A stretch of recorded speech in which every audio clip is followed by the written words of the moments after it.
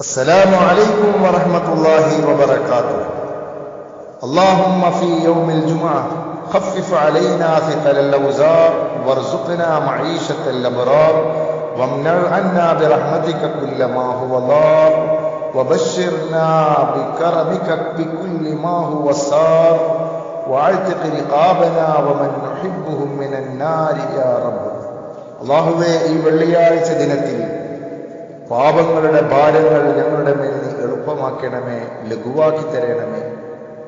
സജ്ജനങ്ങളുടെ ജീവിതം ഞങ്ങൾക്ക് നീ പ്രദാനം ചെയ്യണമേ.